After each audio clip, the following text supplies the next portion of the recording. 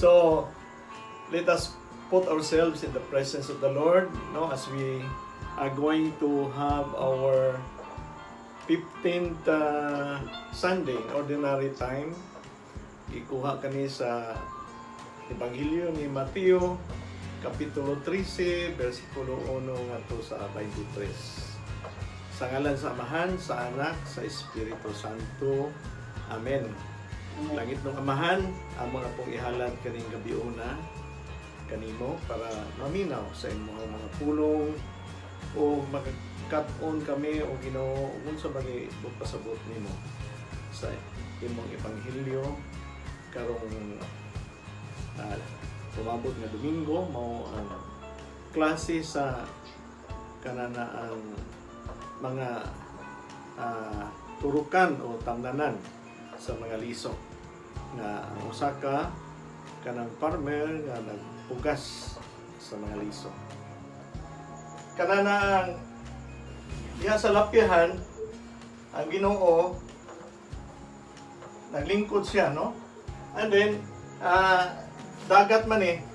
So ang mga tao na diri nagpalibot sa iya, daghan kayo mga tao. Daghan kayo mga tao. Daghan kayo mga tao. Unya ang porma sa dagat is kanana bitaw lapyan sa dagat ubos man gyud. Unya ang kanana ang baba sa lapyan sa dagat o beach habog man na paingon pa ubos. So ang mga tao diri nananaw murag amphitheater. Murag amphitheater ba nga nananaw ang mga tao si Jesus dito sa ubos na nanudlo. So gwapo gyud kayo ang sitwasyon, no? Kung petan og na-reflect na ninyo sa kanana ang kaniha sa ato ang contemplation, no? So ingon siya diri, that same day Jesus went out of the house and sat beside the sea, no? So naglakaw siya, niadto siya sa dagat o dito siya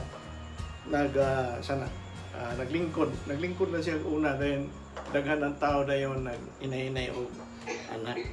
So muna siya ang verse number 2, verse 2 ang gi-istorya, no? And then he told them many things in parable, saying a sower went out to sow. So unsakto tong gi-istorya ni attorney kaniya sa inyong sharing, no? Bahin sa parable, no? Especially ang spiritual side, dili man gud kayo ma-focus siya, dili pud makita ang pagtulunan ba sa espirituhanon nga kasinatian diha sa usa ka istorya. Kaysa imong istorya lang ang prinsipyo nganong dili ni buhaton, nganong buhaton nimo ni dili kay masabtan, pero imo ganing istorya sa parable, labi na sa kaning parable of the sower, parable of the prodigal son, no?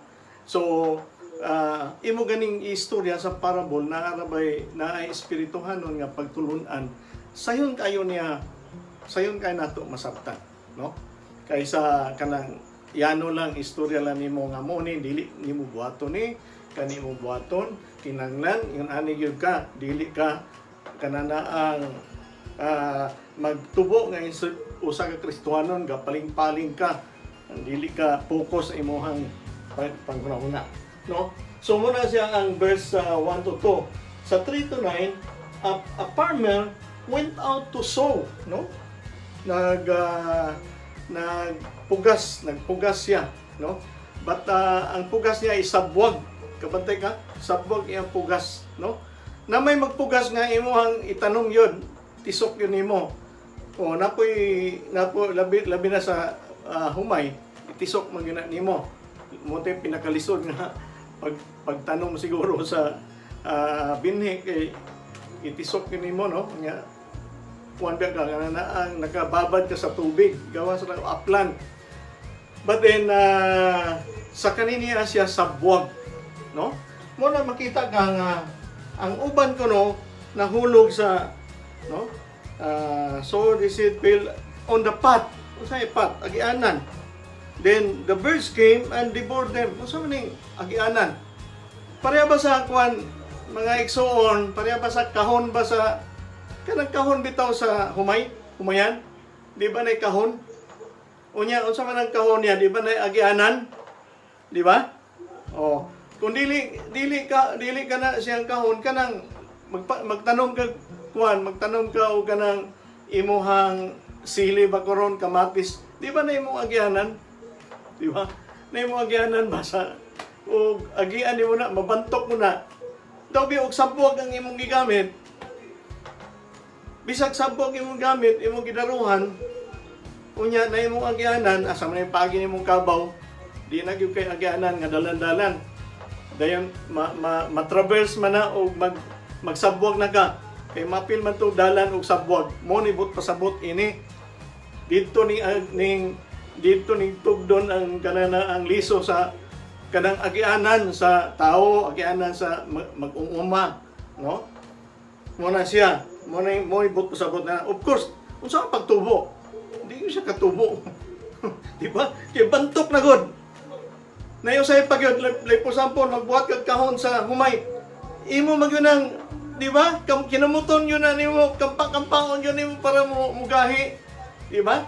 Unya tunog-tunuban pagyod para mugahi na siya na unsa ang pagtubo ana og diha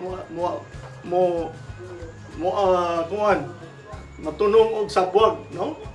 Then ikaduha, some seeds fell on the rocky ground. Sa akong istorya, katong atong niagi nga istorya nako sa inyo, come to me those who are hardened and kanana who labor and hardened. And for my yoke is easy and my burden is very light, no? So ko nga duha ka baka ang gaguyod sa kanang sana daro, no? Bisan pag kanang batuon na ang remember ang Israel day pagangon. Pagang ba? Pagang. So mga buliskat yun ang pagang. Inig kuan. Kanana ang tudling nila sa ilahan daro. Daw og pagsabwag nimo sa paingon dito paingon pagang. So, of course kanang pagang na igamang yuta, di ba? Kumantay ka ng pagang. Naman ang yuta labi na gikan sa ilawom sa yuta niya na bungkal ba. Di mahulog ang liso dito mutubo kadali. Kaya na may yuta po. But dili magdugay, no? Some fell on the rocky ground. And then some fell on the thorny. Naay kuan akong gi-research ba. Unsa man ning thorny? Anong na may thorny sa mo kabantay na thorny sa kuan? Sana turning kanang anang sana weeds kana bang sagbot. Wa mo kabantay nga na ay turning sagbot. Sa Israel na ay turning sagbot, no? Kana bitong kana na ang murag kagingking maggagmay. But then tudlingan na sa daro, mga bungkal to na, mga bungkal. Daw bi kay tunog-tunuan mapos baka, di sana maplat na mo apil sa yuta, no? Gasago na sa yuta inig daro. Puro pag hulog sa kuan, pagsabog sa mga liso, dito na paingon usay makatungtong sa mga turning ang mga kuan kanang sagbot. Mo ni bot pasabot ini niya, no? Aron nakasabot mo mga ano na may turning diha sa kanang sabwag sa daruhan, no? Mo na ilahang kanana ang sitwasyon dito para makasabot yun ta ba, no? Gwapo kayo nga kani one of the best parable biyan ni Jesus tinuna pag-istorya, no? Usa ni ka the best niya nga parable. Gwapo kayo nga pagtulunan. Dahil ang ikaupat dayon dito ni paingon sa kananaang good soil, di ba? Finally dito sa good soil katong dinaro gyud, no? So unsa may tabo, no? Mabungahon gyud mo na mo siya nga 30 times, 60 times, 40 times, 100 times. So saan pasabot ning 100 times, no? Kung nagtanom kag binhi o sa ka kilo, kung 30 times, pila ka kilo? Ha? Kung nagtanom kag 100 nga kilo nga kuan, 30 times good. 30 times 100 pila? Ha? 3,000. Kung 100 times, di ba? 100 times 100 pila man? Ha? Pila? Ala, Wala naman sa inyo. Ha? 10,000. Di ba? 10,000 ka kilo. Di ba? Ang imong kilo nga pila ra nga kilo, no? 100 kilo ka 100 times 10,000 ang imong 100 na himong 10,000. Muna iyang gut pasabot grabe gyud kuan gyud sana kanang specific gyud kay nga kuan gyud gipakita niya unsa gyud ka mabungahon, no? Then for to him who has will more be given, and he will have abundance. But from him who has not, even what he has will be taken away. No? Yun ani siya kananaang sana pagtuki niya sa fruitfulness, no? In 11, nang laktor man ko gamay, to you it has been given to know the secret of the kingdom of heaven, but to them it has not been given. No? Kung unsa kuno'y naa sa imo, ihatag. O, kung katungula pa sa imo, kay wa man ka magtrabaho, kanana ang bawion. Kabudumdum mo sa parable of the 5,000 nga gihatag sa ila. Ang katong usa ning gibalik ang 5,000, ingon siya nga mas may mga Lord kay wa man ka maghago, kami may gahago o narang 5,000 nimo akong gilubong na sa yuta. No? Katong usa, katong katapusan kay ingon siya nga imo man ni Lord basin pag-abot nimo o pangitahan ko nimo giunsa man nimo ang imong kwarta. So akong gi-invest o mo ni kita, di ba? O ikaw kapialan gyud ka sa gingharian sa Ginoo. Meaning dili na ka pwede nga dili na pwede nga naa ka nakaturok og maayong yuta. Ba't dili ka mabungahon? Huwag yan po kay pulos. Amen. Klaro ba? Huwag yan po kay pulos o nakatunong ka sa good soil but dili ka fruitful. This is why I speak to them in parables, no? Because seeing they do not see, and hearing they do not hear, nor do they understand. So na de gamay nga kuan no, kanana ang catch ini. Dili sila kasabot. O sakto tong istorya ni attorney ganiha Salmin, no? Understanding yun sa pagsabot o dili nimo ma-portray sa imong istorya. And the best way to portray that nga makasabot niya labi na sa espirituhanon nga pamaagi is ang parable. See and see but do not perceive. Parallel, more gyapon, no? Make the heart of those people fat and their ears heavy, and shut their eyes lest they see with their eyes and hear with their ears and understand. Naundang ko. Understand with their hearts and turn and be healed. So naas kasing-kasing day ang pagsabot, no? Bisan unsaon niyong lantaw, bisan unsaon niyong paminaw o dili makapaminaw ang imong kasing-kasing. Dili makakita imong kasing-kasing. Unsay makita sa kasing-kasing? Ang mercy sa Ginoo, ang compassionate sa Ginoo, no? Unsay madungog sa kasing-kasing? Ang maayong balita, ang maayong kananang pagtununan sa atong Ginoo, labi na ang kaluwasan. Unsay madungog sa dalunggan sa COVID-19, dili ka nang pareha karon, no? Nay Facebook sa akong nakita astang gahikog. Naghikog tungod sa COVID. Pag humana nag-video pag yun siyang kaugalingon, gipost sa Facebook, gipost sa Messenger, sa kana. Ha? Mo man ito paglantaw, pagtanaw sa sitwasyon nato karon. Ibis karon panahon na mamalandong ta. Maminaw ta. Unsa may pasabot ini? Ang akong kabalakan, ang ako lang personal na ako na, wa mo ilabot, no? Personal. Basin pag-uwan o COVID-19, maura gyapon kita nga mga katawhan sa Ginoo, wala mausap. Kinahanglan unta ta makasabot ang atong kasing-kasing, makadungog o makakita o makapamalandong para mahimo kitang maayong tao, maayong mga katawhan sa Ginoo human ining COVID-19. unsa man, mas may gani kita kay at least mga pin mo sa online Bible sharing. So ang ato ang online nga mga gamit, mga devices o ato online nga software, no?